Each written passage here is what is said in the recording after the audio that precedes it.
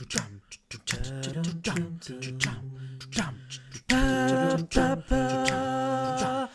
tout et de rien présente Histoire de tout, Histoire de rien. Votre émission d'histoire, présentée par Marc. Avec Franck et Théo. Ce soir, le blocus anglo-français de Rio de la Plata.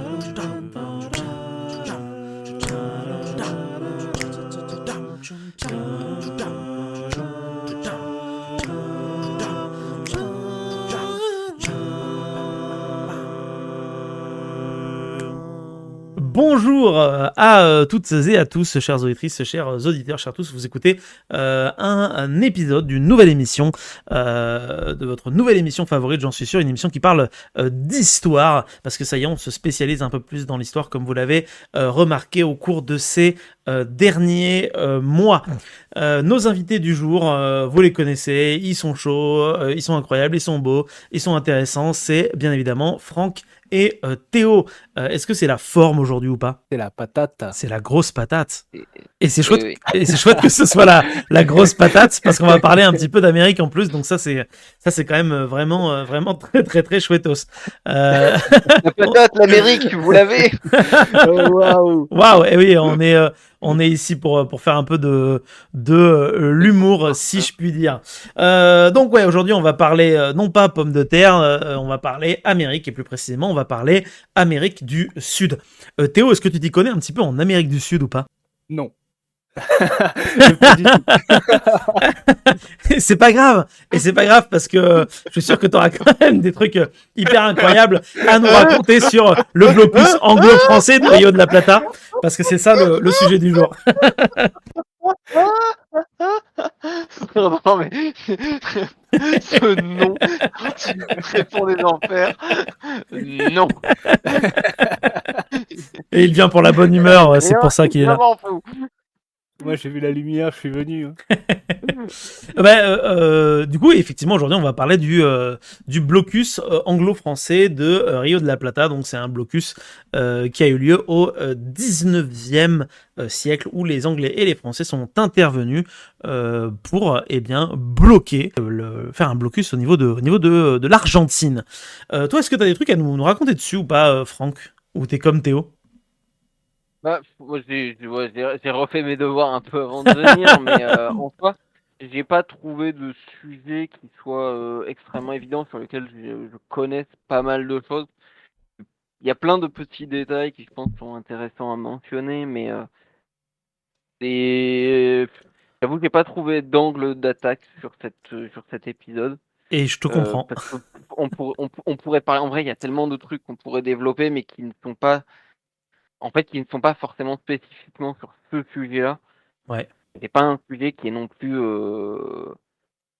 comment dirais-je, à lui tout seul, si on ne prend pas le temps d'aller dans le détail du pourquoi, du comment et des différents intervenants. Bon, c'est pas un conflit qui a eu un impact, comment le dire, un impact gigantesque, à part pour donner à un individu, à part pour donner à un Italien Oui. et à sa petite bande de farbans une renommée internationale. J'ai été d'ailleurs très surpris en me renseignant de me rendre compte qu'il était là à ce moment-là. Oui, c'est même l'endroit où il s'est fait connaître. Et je savais pas, tu vois. On parle de Garibaldi, en tout cas pour les auditrices et les auditeurs qui nous écoutent, et ces chemises rouges. Et c'est d'ailleurs durant ce conflit qui va créer entre guillemets les chemises rouges, qui s'appelle à l'époque la Légion italienne. Mm. Et tout simplement parce que les chemises rouges, c'est le vêtement pas cher qu'ils ont trouvé sur place à ce moment-là, et qui en fait d'ailleurs ne sont pas toutes seules, parce qu'on parle des chemises rouges, mais en fait il faudrait aussi parler du poncho et du chapeau qui crée un attirail Ok. un peu bariolé, un peu Ouais, un peu. avec un look un peu particulier. Ouais, c'est ce que je veux dire. Le look est un peu mi-gangster, mi-révolutionnaire, quoi. C'est ça. C'est assez intéressant. Oui, donc, C'est difficile de trouver un angle d'approche sur ça parce pour nos téléspectateurs, il y a plein de sujets sur lesquels Bien on sûr. pourrait se pencher sur la colonisation tardive de l'Argentine et du sud de l'Amérique du Sud. Mm. Finalement, reste assez peu peuplé par les Européens jusqu'à la deuxième moitié du 19e siècle. On pourrait parler des massacres justement d'Amérindiens en Uruguay. Tout à fait, ouais. Qui ont été du fait de malheureusement de tous les bords politiques présents dans le conflit qu'on va évoquer. On peut évoquer plein de choses. On peut évoquer l'impérialisme franco-anglais et l'influence économique des Britanniques sur l'Amérique du Sud et comment ça pèse encore aujourd'hui sur l'Amérique du Sud et notamment sur l'économie de l'Argentine. Sur les différentes guerres civiles entre fédéralistes, unitaires et les différentes mouvances politiques et vendettas personnelles en Argentine, qui font que le pays, alors qu'il avait l'espace, la population, l'immigration pour devenir un pays aussi puissant que le Brésil, par exemple, ou le Mexique, voire, pour les plus optimistes, même si c'est peu probable que les États-Unis, malheureusement, il n'a pas réussi à le devenir, en partie à cause de ça. Ouais. En partie à cause des guerres civiles, de l'impérialisme, de choix politiques pas forcément très viables. Il y a plein de manières d'éléments comme ça de. qui pourraient être abordés. Et le problème, c'est que c'est pas un sujet que je connais des masses non plus. Donc c'est difficile d'aller dans le détail du coup. Bien sûr. De proposer quelque chose de vraiment intéressant pour nos auditeurs et auditrices. Bien sûr. J'ai cru comprendre que toi, Marc, du coup, tu avais créé des questions, des questions de débat. J'ai un peu quelques questions, j'ai un petit résumé et des questions de débat qui s'insèrent à l'intérieur. Mais moi, ce que je trouve intéressant dans ce que tu racontes, Franck, et dans ce que Théo aussi a raconté, c'est que c'est vrai que chez nous, en tout cas en France, en Europe plus précisément, c'est l'Amérique du Sud quelque chose qui est jamais abordé, enfin très très peu souvent abordé. En fait, les 3/4 du temps, je pense que au-delà de quelques infos sur les civilisations précolombiennes plus la conquête de l'Amérique, passé ce moment-là, l'Amérique du Sud, j'ai l'impression que ça a presque disparaît, 18e, 19e, plus personne en a rien à foutre. Jusqu'à même avant ça en fait, hein. Même les périodes 17-18, enfin c'est ouais. Effectivement, dès que t'es conquis par les Espagnols, oui c'est ça se stoppe quoi. C'est comme s'il y avait Après il y a des raisons entre guillemets valides au fait qu'on s'y pense peu, liées au fait que malheureusement l'Amérique du Sud a eu très peu d'influence directe en tout cas, même s'il y a eu plein d'influences indirectes, plein d'impacts d'individus ou de personnes, hein, dans plein de domaines divers et variés. Hein. Je relisais la dernière fois sur les aviateurs du Brésil, les premiers aviateurs, qui, comme les Français, les Américains ou les Britanniques, sont parmi les premiers à tenter l'exploit de l'aviation. Ça j'ignorais, il y a eu des mouvements culturels qui ont marqué entre guillemets, qui ont influencé dans le monde, mais en fait, l'Amérique du Sud, à partir du moment, en plus, où elle devient indépendante, et où les États-Unis formulent la doctrine Monroe, en fait, ils sortent quasiment intégralement de l'équation mondiale. Je ne sais pas comment le dire, mais tu regardes les espaces de combat, les espaces où se crée le maximum de richesse, où les bateaux passent pour les échanges, en fait, l'Amérique du Sud, elle est finalement très isolée par rapport à, entre guillemets, à l'échiquier mondial. Ouais. Pour les auditrices et les auditeurs, je le précise, la doctrine Monroe, c'est une doctrine qui, si je ne me trompe pas, condamne les interventions européennes dans les affaires des Amériques Nord et Sud. Voilà. Donc du coup, c'est en gros restez chez vous et les crocodiles seront bien gardés, quoi. C'est ça. Les États-Unis disent aux puissances européennes, vous venez plus. Vous avez le droit de garder les quelques colonies qui vous restent en Amérique, mais vous faites plus chier les pays indépendants, quoi. C'est ça. Exactement. Pas parce qu'ils sont gentils, non. Il y a une arrière-pensée humaniste de grandeur, de dire les républiques indépendantes d'Amérique sont toutes unies, blablabla. La réalité politique, souvent, c'est que c'est pour avoir une chasse gardée, hein, très clairement. Et c'est aussi ce qui fait que Bien sûr. justement, l'histoire de l'Amérique du Sud, elle nous concerne moins en Europe directement, parce que c'est la face gardée des États-Unis. Mm.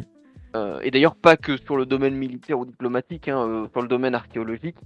Il y a très très peu finalement de professeurs français, allemands, anglais, etc. qui vont travailler en Amérique du Sud C'est vrai. en comparaison du nombre d'Américains. Oui, c'était d'ailleurs on en avait parlé avec Nico dans un épisode, je sais plus lequel, où d'ailleurs c'était assez intéressant que les Américains préféraient bosser sur, enfin les États-Unis préféraient bosser sur l'Amérique du Sud plutôt que de bosser sur leur propre territoire archéologiquement parlant. Donc ça en dit long aussi sur l'influence qu'ils ont sur l'Amérique du Sud de manière générale. Est-ce que tu te sens, Franck, parce qu'on a parlé de Garibaldi et je sais pas si les auditrices et les auditeurs sont tous au courant de qui c'est, de rapidement, là en quelques instants, nous expliquer qui est Garibaldi et pourquoi est-ce que ça nous semblait si surprenant qu'il soit en Amérique du Sud. Alors, Garibaldi est un Niçois.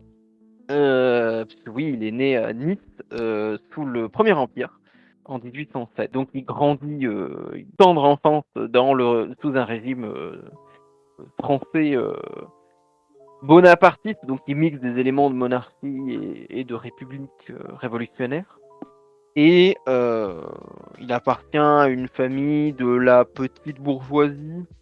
Alors, c'est pas des gens particulièrement richissimes, mais ça reste quand même. Ses parents essayent de lui faire des études.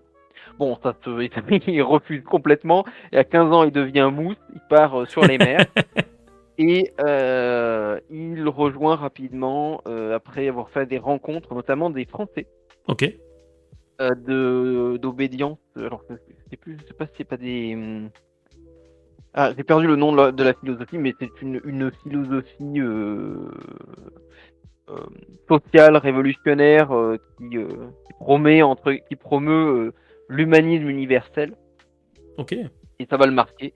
Ensuite, il va rencontrer des Manzini, des révolutionnaires républicains italiens. Et il va virer révolutionnaire. Et il va devenir un des grands partisans de la République et de l'unification de l'Italie. Au départ, lors d'une première tentative révolutionnaire qui échoue, il est exilé.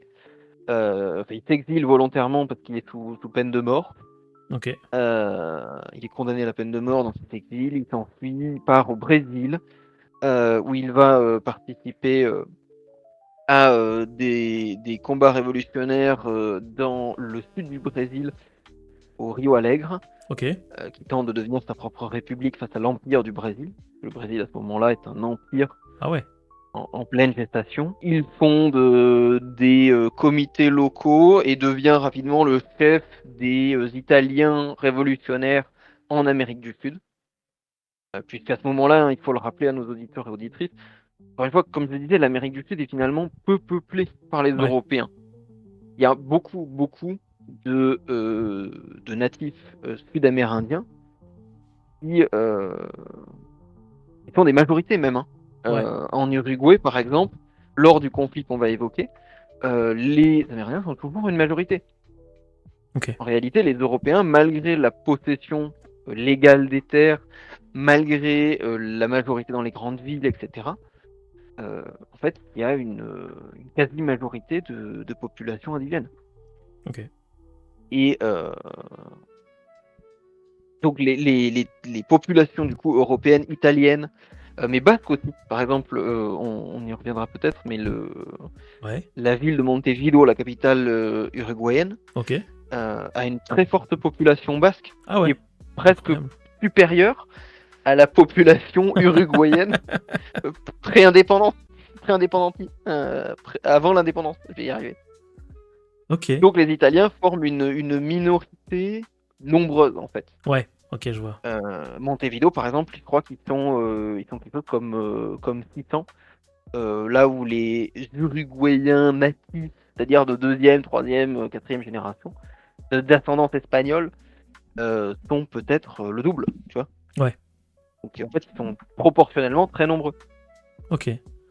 Et ces Italiens en exil ont beaucoup plus d'affinités révolutionnaires, républicaines. Justement, ils sont dans des républiques révolutionnaires qui se sont libérées du joug espagnol. Et oui, du coup. Donc, il y a une effervescence en Amérique du Sud. Et Garibaldi devient rapidement le chef de cette effervescence, de ces groupes. Forme ce qu'on appelle la Légion italienne, qui va se battre du coup durant le conflit qu'on va évoquer, puisque le blocus anglo-français de Rio de la Plata, l'ancien nom de l'Argentine, s'inscrit dans une guerre civile en Argentine et dans une guerre civile en Uruguay. Mhm. Et Garibaldi en fait participe à cette guerre civile avec plus ou moins de succès, et aussi on l'oublie souvent avec sa femme Anita, Ok. qu'il a rencontrée au Brésil, Ah ouais, incroyable. et qui ils sont particulièrement amoureux, et qui va l'accompagner à travers toutes ses aventures, enceinte plusieurs fois. Donc c'est vraiment après il y a cet élément aussi sur Garibaldi, c'est vraiment un personnage quasi mythologique. Ouais. Oui. Il y a toute une légende qui s'est créée autour, entre le fait que voilà, sa femme a littéralement accouché pendant des combats. Enfin, voilà, en plus c'est une histoire d'amour, une vraie. C'est dingue qu'il n'y ait pas eu de quand même, film dessus encore. En Italie, je pense. En Italie, je pense que ouais. Oui, j'imagine en Italie, ouais. Mais c'est sûr que voilà, c'est un personnage. Après, voilà, c'est un personnage qui va participer à tous ces voilà, qui va retourner en Europe après tous les événements en Amérique du Sud, qui va aider à l'unification italienne. Et ce pourquoi il est le plus connu, c'est l'expédition des 1000, donc 1000 volontaires de chemises rouges, après avoir donc obtenu la renommée internationale grâce à ses aventures en Amérique du Sud. Il agrandit la taille de ses partisans, ses groupes de partisans, Ouais. et il participe à la chute du royaume des deux Siciles, qu'il donne, entre guillemets, au roi Victor Emmanuel II, de Piémont-Sardaigne, qui à ce moment-là est le principal élément poussant, en tout cas politique poussant à l'unification italienne. Et ce, alors même que Garibaldi est républicain. Mais entre guillemets, il met entre parenthèses ses préférences républicaines en faveur de l'unité italienne. Ouais. Aux grandes dames d'ailleurs de son ancien mentor Mazzini, qui lui est un fervent républicain. Ouais. Qui Ouais, il a ne fait veut un pas choix. faire de compromis. Il a fait un choix politique de compromis, mais ça peut aussi se comprendre, effectivement. Mais d'ailleurs, qui peut se comprendre, qui a eu ses défauts aussi, puisque Garibaldi essaiera ensuite de s'emparer de Rome. Ok. Il sera défendu par les Français de Napoléon III, et il échouera devant la ville. D'ailleurs, beaucoup de ses partisans décéderont.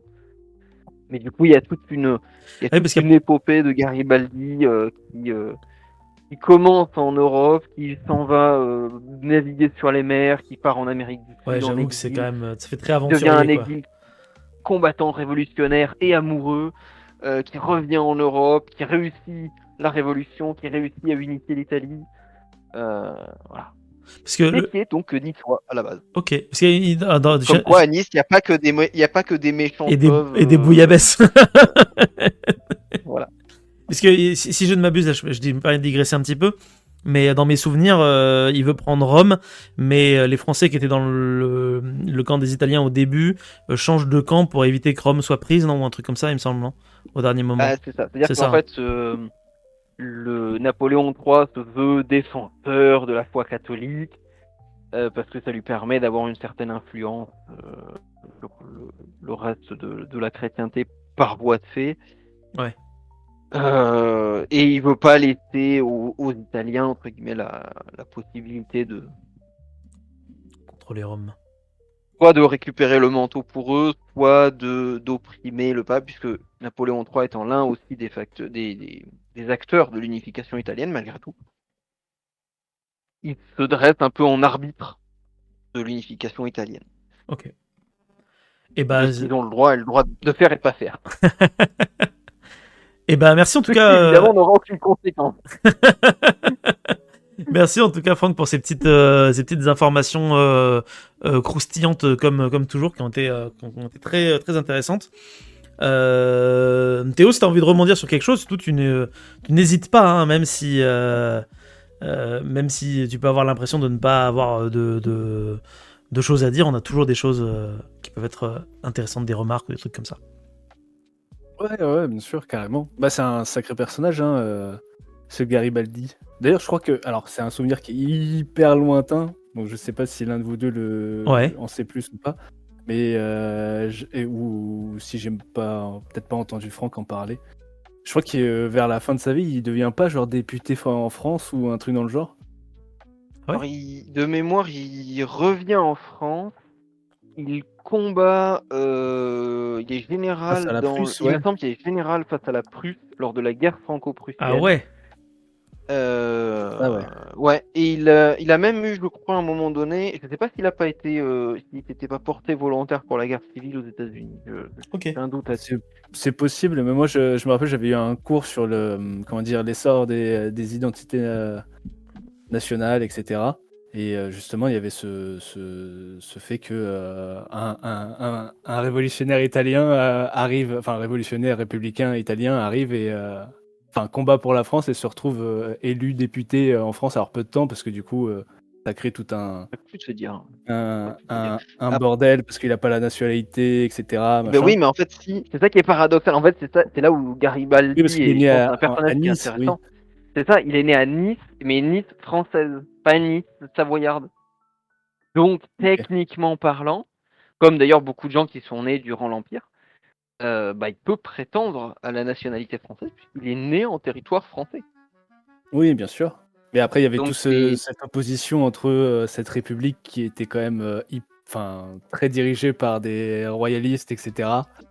Ce moment un petit peu rigolo de l'histoire avec Adolphe Thiers, etc. Enfin, on va dire plutôt original. Rigolo, on va dire ça.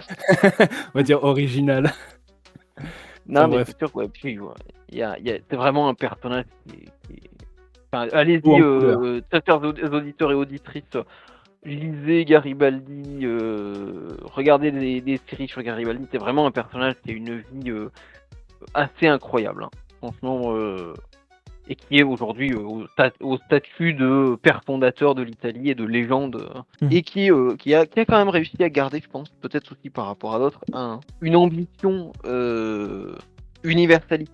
Ouais. C'est-à-dire que ça a beau être un nationaliste italien qui perd sa unité à l'Italie face à d'autres pays, d'autres puissances, c'est aussi quelqu'un qui a une vision de la nation qui n'est pas une vision exclusive, comme l'auront ensuite par la suite d'autres révolutionnaires nationalistes. Bien sûr.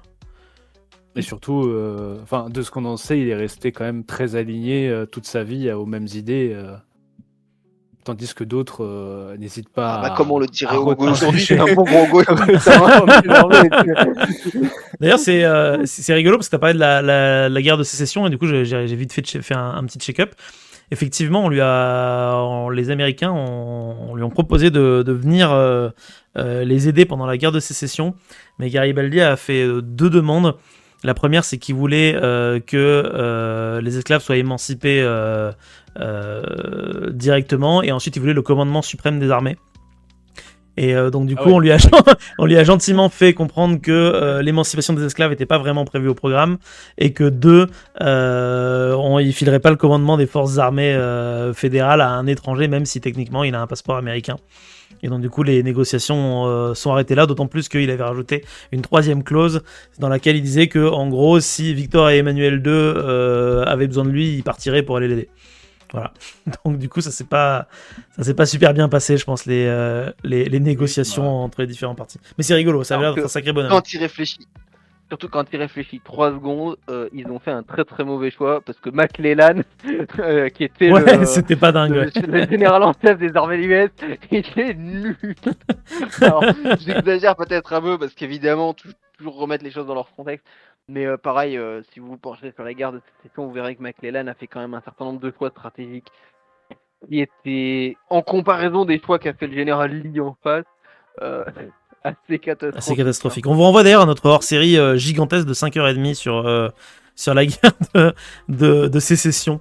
Si cela vous convient, je propose qu'on se recentre sur notre pardon. blocus de Rio de la Plata.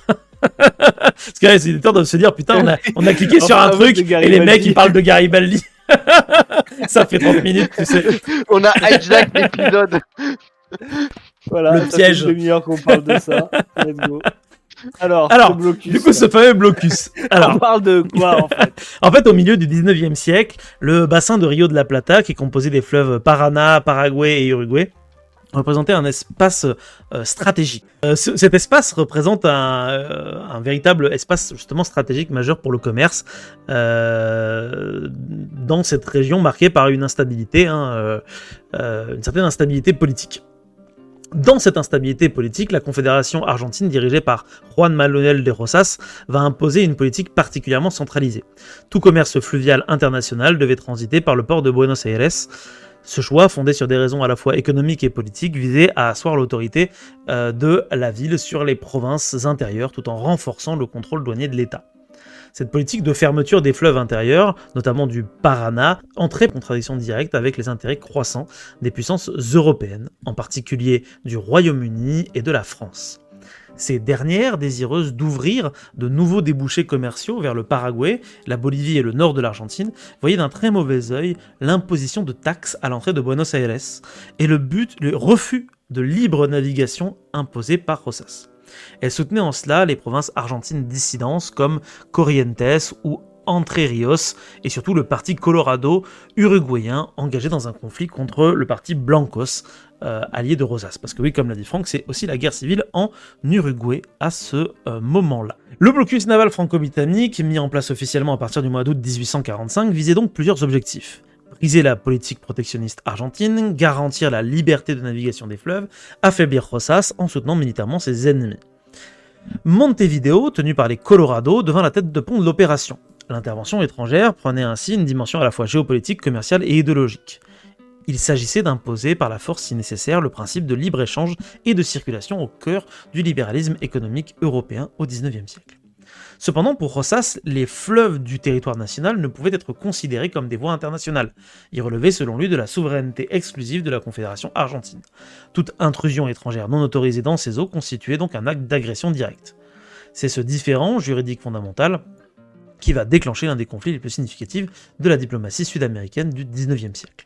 À cela s'ajoute un contexte militaire, les puissances européennes entreprirent de faire remonter un convoi commercial de près de 90 navires, protégés par une escadre navale moderne depuis l'embouchure de Rio de la Plata jusqu'aux provinces intérieures via le fleuve Paraná. Rosas, anticipant cette manœuvre, organisera la défense du fleuve à l'un de ses points les plus étroits, la Vuelta de Obligado. Ce méandre naturel offrait un avantage stratégique à la défense. Le général Lucio Norberto Mancia y fit installer une ligne de défense composée de 24 chaloupes enchaînées en travers du fleuve, appuyées par plusieurs batteries côtières équipées de canons. L'affrontement qui allait suivre le 20 novembre 1845 devint emblématique de ce type de guerre, une sorte de guerre fluviale. Voilà un petit peu pour l'introduction de base, hein. C'est un conflit qui, comme on l'a vu, est souvent négligé dans l'historiographie européenne. Mais qui parle quand même d'intérêts commerciaux, d'impérialisme, qui entre en collision frontale avec les souverainetés, les envies de souveraineté nationale sud-américaine. Donc, petite question pour vous. Dans quelle mesure une puissance régionale peut-elle légitimement restreindre l'accès à ses ressources naturelles face à des puissances étrangères souhaitant commercer ? C'est quelque chose qui est en lien avec l'Argentine, mais c'est aussi quelque chose qui est en lien avec, par exemple, des choses qu'on peut se produire au Japon. On va avoir des puissances étrangères qui vont arriver, qui vont dire, écoute gros, tu veux rester tout seul dans ton coin, nous on n'a pas envie, donc du coup, on va commercer. Les autres disent non, puis après ils disent oui, après s'être pris 2-3 coups de canon. Comment vous vous sentez par rapport à ça ? Comment vous vous sentez par rapport à l'impérialisme ? C'est-à-dire comment se sent Est-ce que tu es impérialiste, Théo, d'accord ?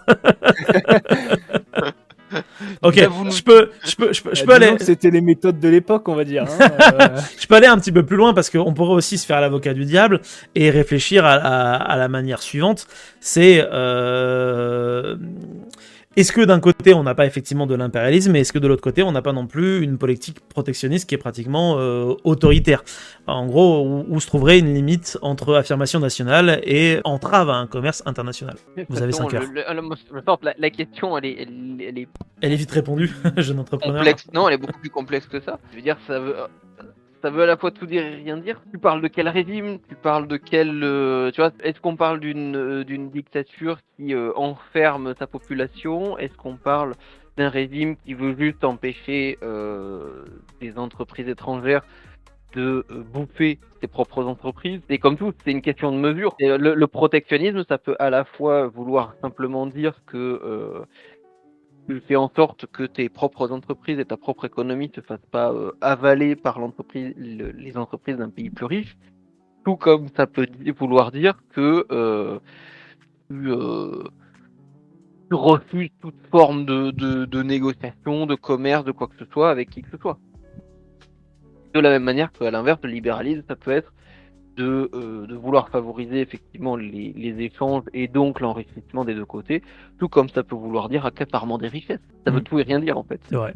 C'est dans le détail que se trouve le... Dans la nuance, Le en fait, diable. que se trouve le... Ouais, exactement. Théo, t'as des avis sur la question? J'avais Théo, presque envie de ressortir protectionniste ou libéral? Non. Macron ou Le Pen? C'est une pente, Pour qui tu vas voter en 2027, Théo? On a besoin de le savoir maintenant. ouais, super. Et du coup, Garibaldi, Ok, on peut passer à la suite, hein, si tu veux. on va passer à la suite. Hein. Non, mais Franck a eu une bonne présentation. Une très bonne présentation. Franck est très fort. Hein. Très bel exposé, bravo. Je fais de la politique, c'est ça? Je pense qu'il faudrait que tu fasses de la politique. Je t'applaudis.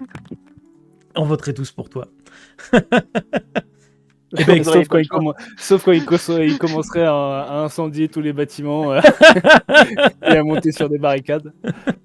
Non, s'il a le pouvoir, il a plus besoin de monter sur des barricades.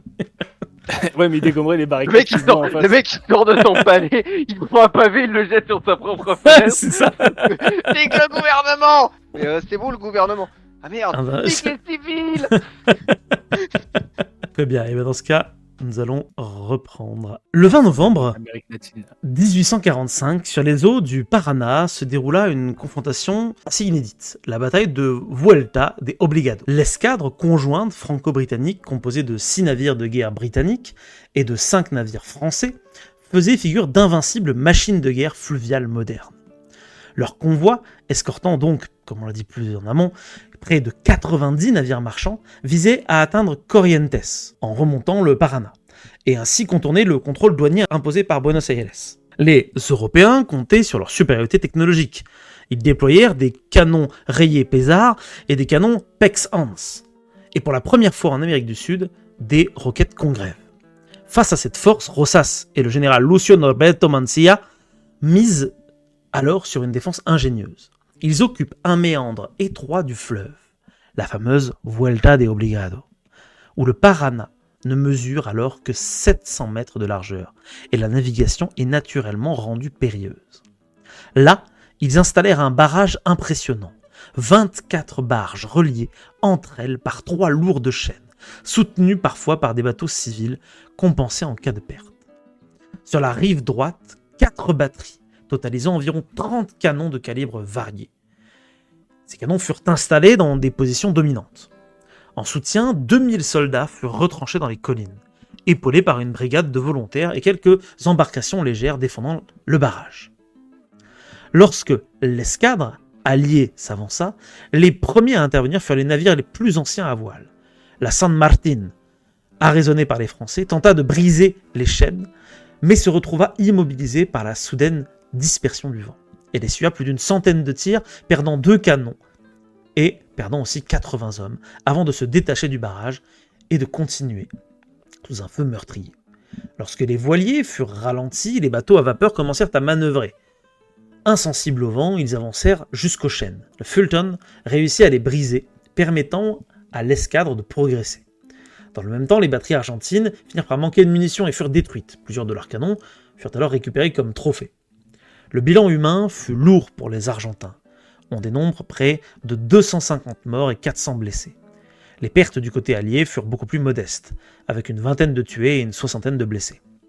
Les Européens, bien que parvenus à percer le barrage, durent rester 40 jours à Obligado pour réparer leurs navires. Une victoire assez coûteuse finalement. Une petite action complémentaire eut lieu ailleurs sur le Paraná, à 40 km au nord, une flottille argentine bloquait un bras secondaire du fleuve par une autre double chaîne. Lorsqu'ils apprirent la défaite d'Obligado, ils sabordèrent leur navire principal, le Chacabuco, et rejoignirent la relative sécurité du port de Victoria. L'issue précise de cette bataille est restée ambivalente. Si tactiquement la flotte alliée franchit le barrage, elle ne peut pas non plus exploiter son succès puisque restée immobilisée. Beaucoup de navires marchands abandonnèrent la remontée du fleuve et revinrent à Montevideo. D'autres furent attaqués au retour, notamment au Paso del Tonelero, perdant ainsi plusieurs transports. Ainsi, j'ai une autre question, du coup, à vous poser. Est-ce que vous pensez que, malgré des techniques qui sont assez intéressantes à utiliser dans un contexte presque pratiquement de guérilla, ça restera pas toujours finalement insuffisant par rapport à un ennemi qui lui possède une technologie largement supérieure? Le Vietnam, C'est vrai que c'était un peu l'exemple que j'avais en tête aussi. l'Afghanistan, le Myanmar, l'Afrique de l'Ouest, le Congo, le Venezuela, Ouais, vas-y. la Colombie. On peut les tous les faire On si peut vous tous les voulez. Hein. Moi, j'attends. Non, Là, il mais note ouais, tous en vrai, toutes les idées de sujets pour les prochaines Oui, exactement, en fait, c'est ça. Je suis en train de noter, moi, derrière, sur mon PC. le problème, pareil, la problématique est toujours dans la nuance. La guérilla, c'est pas forcément exclusivement opposé à une armée et un affrontement de ligne. Ouais. Typiquement, pour reprendre le premier truc que j'ai cité, le Vietnam, si on prend le conflit qui précède la guerre d'Indochine, c'est pendant de longues années de la guérilla, mais ça se finit sur des batailles rangées.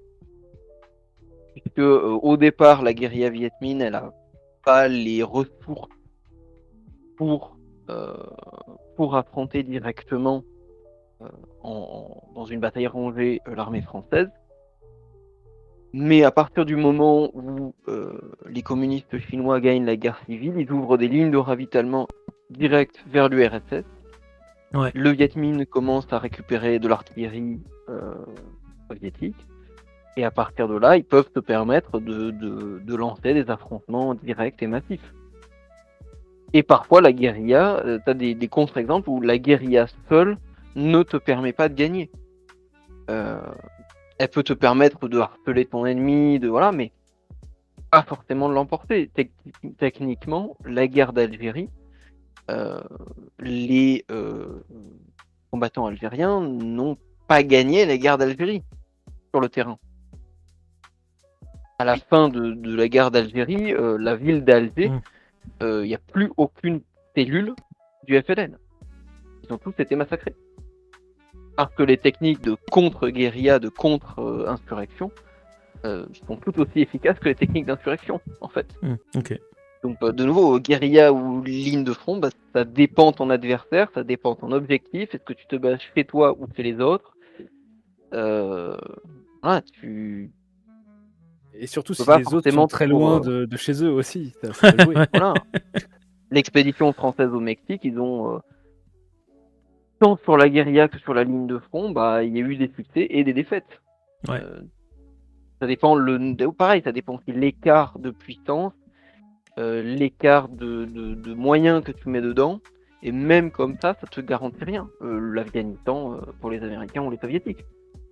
Ils ont envoyé des quantités de soldats, de matériel et autres, et finalement n'ont pas permis grand-chose, ils n'ont pas réussi à contrôler l'arrière-pays rural et à souder la population derrière le gouvernement qu'ils avaient créé. Ouais. Et c'est surtout peut-être aussi une affaire, je pense, de résilience de la part de ceux qui subissent l'attaque. Je sais pas comment la population. j'ai pas le mot là qui est. La population. Oui, voilà, la population, la nation ou autre, c'est aussi ce qui se trouve beaucoup. Cette capacité de résilience permet de tenir un conflit plus ou moins longtemps, ce qui est, somme toute, la clé face à une nation dont la technologie est supérieure, mais dont les moyens humains sont inférieurs. Même quand tu mets des moyens humains importants, Oui, l'Union semblable, soviétique oui, a bien mis sûr. énormément de moyens humains en Afghanistan, ça n'a quand même rien changé, parce qu'en fait, tu ne sais pas sur qui tirer. Le problème de la guérilla, c'est quand même que c'est des combattants paramilitaires qui se fondent dans la population, et donc t'as pas des masses d'options. C'est soit tu commets des atrocités en masse jusqu'à avoir suffisamment écrasé l'adversaire pour qu'il n'y ait plus personne de vivant, mais ça t'implique aussi de restreindre toute forme d'accès à de l'armement, qui est très compliqué. On le sait, hein, aujourd'hui, c'est les Américains qui ont fourni aux talibans le matériel dont ils avaient besoin pour combattre les soviétiques, via le Pakistan. Effectivement, tant que tu n'arrives pas à contrôler cet afflux systématique, tu tues un frère et tu as un autre membre de la fratrie qui prend la Kalachnikov tombée par terre. Enfin, et tu peux faire ça pendant très longtemps. Et t'as pas beaucoup d'options contre. C'est soit l'option de montrer qu'effectivement tu proposes quelque chose de réellement mieux et la guérilla finit par s'affaiblir toute seule parce que c'est elle qui se met à commettre des atrocités pour recruter et elle finit par perdre le soutien populaire. Soit tu es obligé de faire la technique mongole et raser chaque village qui te résiste. Sauf que bon, au XXe siècle, c'est pas trop, voilà, 19e, 20e, 21e siècle, c'est pas top, quoi, tu vois. Donc, Ok, merci beaucoup pour le développement de vos pensées. Après la bataille de Vuelta de Obligado, les puissances britanniques et françaises se retrouvent face à un dilemme. Elles ont certes réussi à pénétrer les eaux intérieures argentines, mais cette victoire a un goût amer. La force déployée, malgré l'avancée tactique, s'avère insuffisante pour imposer une navigation durable. Les dommages causés à la flotte sont considérables.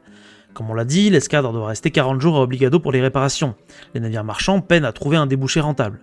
Le Paraguay, visé comme débouché, s'avère économiquement peu lucratif et plusieurs bateaux sont coulés au retour à cause de la résistance argentine. En parallèle, la Great Bank Barings, créancière de l'Argentine, s'inquiète des conséquences financières de ce conflit prolongé. Le paiement des dettes est suspendu et le scandale Alfred Ousley éclate au Royaume-Uni, où on accuse le commandant d'avoir un intérêt financier dans le blocus. Un sujet qui sera très commenté dans les journaux de l'époque et qui va contribuer à décrédibiliser l'opération militaire. En 1846, alors que l'un des commandants, le fameux Ousley, exige l'arrivée de 10 000 soldats britanniques et français pour poursuivre l'offensive, une nouvelle directive arrive. Thomas Samuel Hood se voit confier une mission radicalement différente, négocier la paix, à quelque prix que ce soit, avec Rosas. Le coût humain, matériel et diplomatique devient rédhibitoire pour Londres. Les négociations débutent réellement avec la signature du traité Arana Southern, le 24 novembre 1849 à Buenos Aires. Ce traité rétablit officiellement l'amitié entre la Grande-Bretagne et la Confédération argentine. Il prévoit notamment que la Grande-Bretagne reconnaisse la souveraineté argentine de ses eaux intérieures, notamment la navigation du Panama et de l'Uruguay, et s'engage à restituer les navires de guerre saisis et à évacuer l'île Martin Garcia, et rendre ainsi les biens confisqués. La conclusion de cet accord, ratifié le 15 mai 1850, constitue une victoire diplomatique majeure pour Rosas. Le droit de la souveraineté fluviale de son pays est affirmé formellement à l'encontre de la doctrine européenne du libre passage. Du côté français, les négociations sont plus délicates. Paris envisage d'abord un ultimatum suivi d'un blocus renforcé, voire d'une déclaration de guerre. Finalement, le compromis l'emporte. Le traité Arana, le Prédour, est signé le 31 août 1850, dans des termes sensiblement similaires avec celui de la Grande-Bretagne. La France reconnaît la Confédération argentine tout en obtenant quelques concessions symboliques. Ces deux conventions marquent officiellement la fin du blocus, scellant ainsi la reconnaissance du principe argentine selon laquelle les fleuves internes relèvent de la souveraineté nationale et non d'un principe de libre circulation imposé par des puissances maritimes. En conclusion, le blocus français de Rio de la Plata constitue un épisode singulier de l'histoire des relations internationales au XIXe siècle. À travers ce conflit, deux grandes puissances européennes, la France et le Royaume-Uni, ont tenté d'imposer leur volonté politique, économique et juridique à la jeune nation sud-américaine.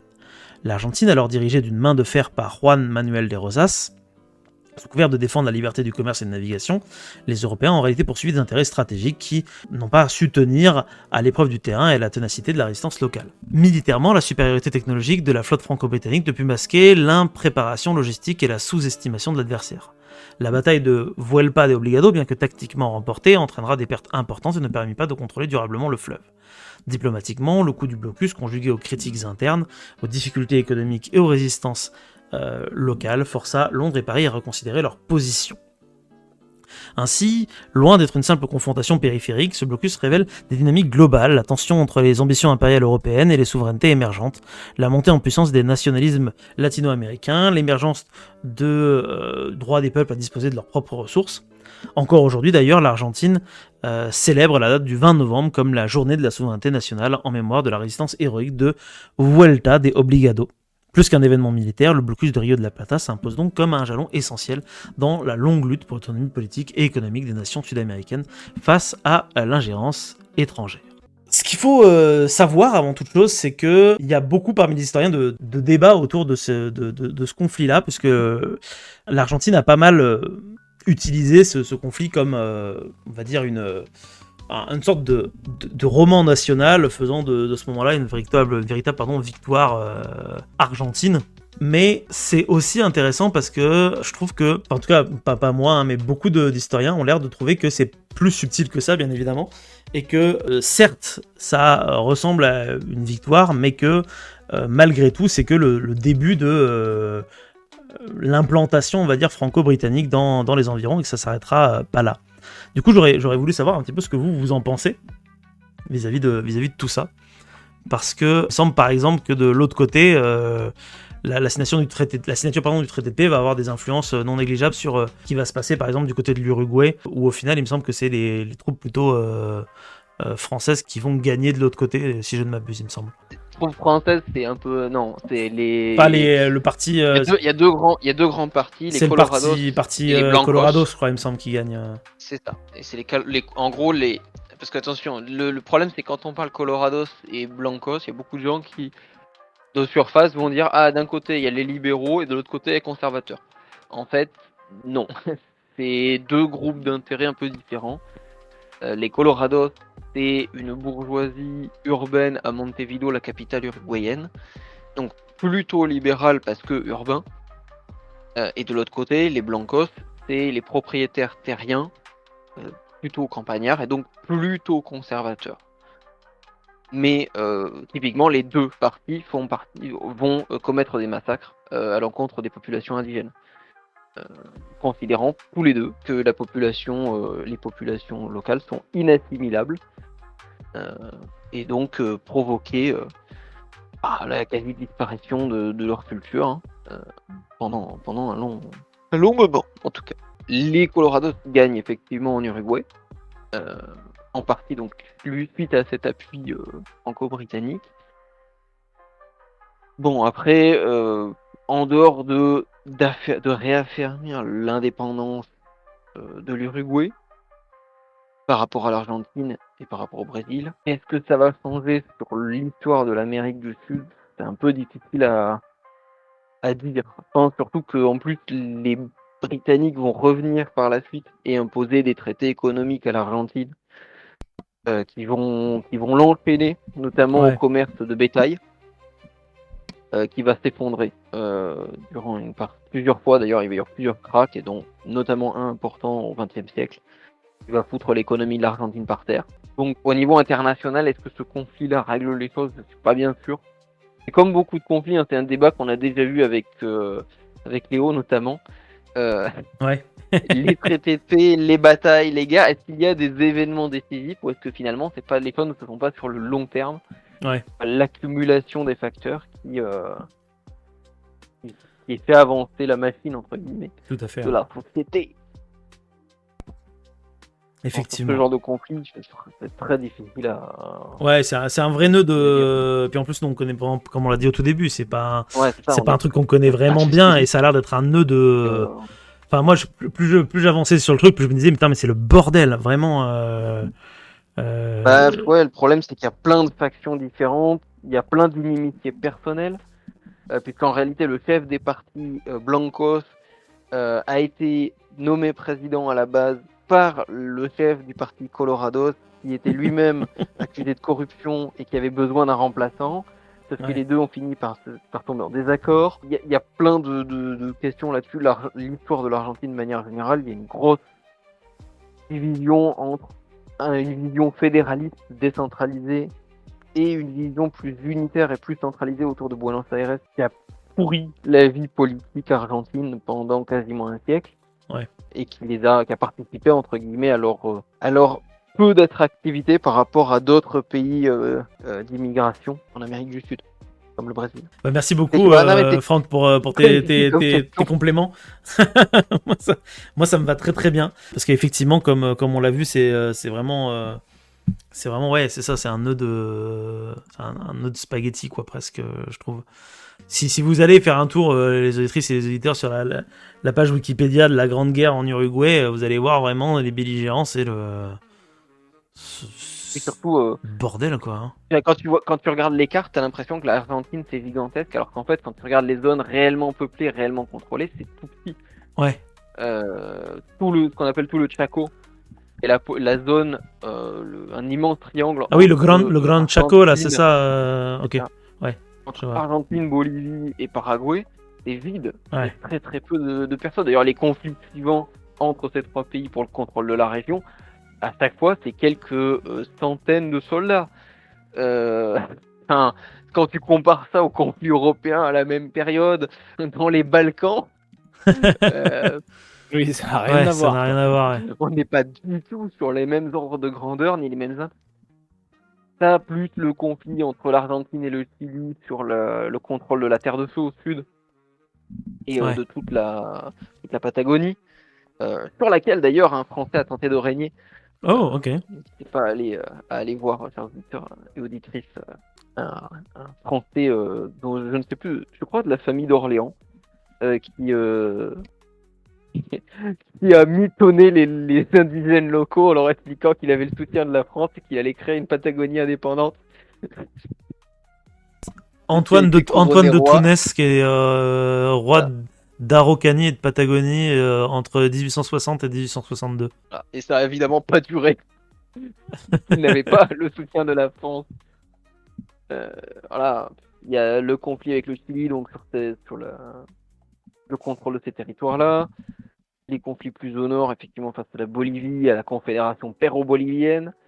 Les conflits futurs face au Brésil, qui est la puissance locale, que ce soit avec sa taille ou sa population. Donc, plus les conflits ensuite expansionnistes du Paraguay, qui se rêve la Prusse d'Amérique latine, et qui se fera tellement massacrer et qui se jettera dans des combats tellement sanglants que combien 90 ou 95% de sa population masculine périra. Ah, Ah ouais, Ah d'accord. oui, non, mais il y a des événements comme ça qui sont absolument terrifiants, mais qui, malgré tout, dans le grand, comment dirais-je, le grand ordre des choses, ont eu très très peu d'impact sur les autres pays du monde, en fait. Et ouais. Ça a eu énormément d'impact sur le pays en question, sur la zone d'Amérique du Sud, mais sur l'histoire de l'humanité, bah, malheureusement, les petits pays enclavés, diplomatiquement isolés par la superpuissance des États-Unis, à un âge où le Royaume-Uni contrôle totalement les mers, bon bah Ouais. pour nous Européens, c'est sûr que c'est aussi pour ça que tu disais au début, on en parle très peu, bah oui, mais C'est un peu ça, que peu est-ce d'impact pour que nous à ça notre a eu échelle. un impact majeur sur l'Europe? Bah, j'ai envie de te dire, l'impact majeur que ça a eu, ça a C'est été de Garibaldi, donner c'est Garibaldi, quoi. Garibaldi, ouais. Et d'avoir une station de métro à Lyon qui s'appelle comme ça. alors, on continue. Garibaldi. Finalement, c'était Non, bien mais hors série sur Garibaldi, en fait. c'est vrai que du coup, tu pourrais te dire, si on part sur de l'Uchronie, sur de l'effet papillon, te dire peut-être que si tu supprimes ces conflits-là, tu supprimes une partie de ce qui a formé la renommée de Garibaldi et donc de ses talents et de ses exploits futurs. Mm. Et donc, peut-être tu repousses encore un peu l'unification italienne, Mais- qui peut avoir un impact sur la politique en Europe. Ouais. Mais sur le conflit lui-même et le débouché du conflit lui-même, Ça, bof, quoi. bah, les guerres civiles en Argentine vont continuer. L'Uruguay va rester un petit pays enclavé et diplomatiquement coincé entre le Brésil et l'Argentine. On peut d'ailleurs saluer, puisqu'on parle de l'Uruguay, on peut, pour parler d'eux, on peut avoir une petite pensée pour Pepe Mujica, ex-président uruguayen, décédé il y a peu. Ok. Je crois que ça fait quelques mois. Président, pour le coup, à la marge par rapport à ce qui se fait d'habitude, qui a refusé d'habiter dans le palais présidentiel, Ok. qui habitait dans dans sa toute petite masure, euh, dans un petit, dans un petit bled. Et vraiment, quand tu le vois, c'est vraiment un papé. Il s'appelle comment, du coup, Papé? Pepe Murica, il me semble que c'est comme ça qu'il était surnommé. Ah, c'est José Mujica, c'est un détail uruguayen. C'est un pareil, un ex-révolutionnaire. Ah ouais, effectivement, on dirait vraiment un Pépé. Et vraiment, il a la tête d'un pépé et surtout il a Il a le béret et tout. semble-t-il vraiment le style d'un pépé dans sa Ouais, c'est ça, présidence. exact. Ok. Donc,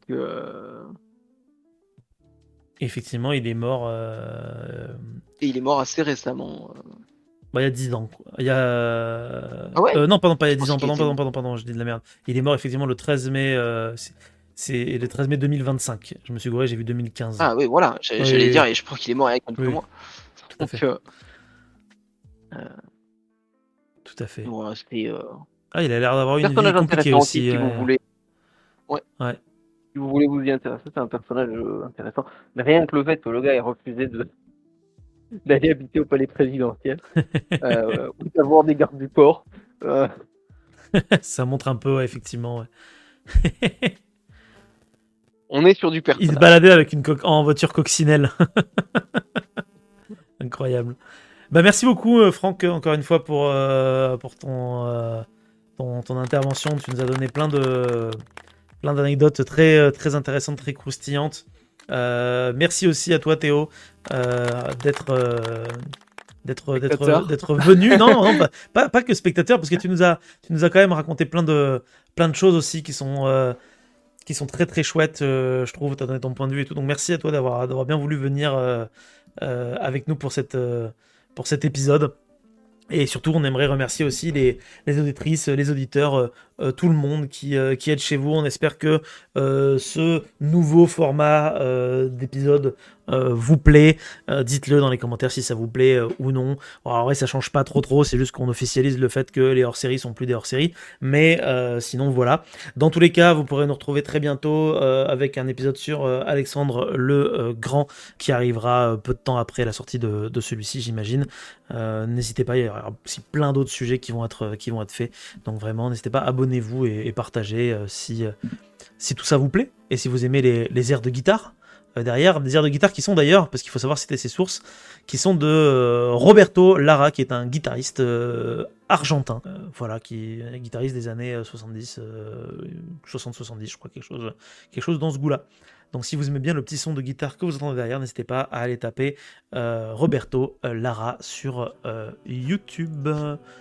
Voilà, sur ce, bah écoutez, des bisous à tout le monde. Ciao. Ciao, ciao, ciao, ciao, ciao.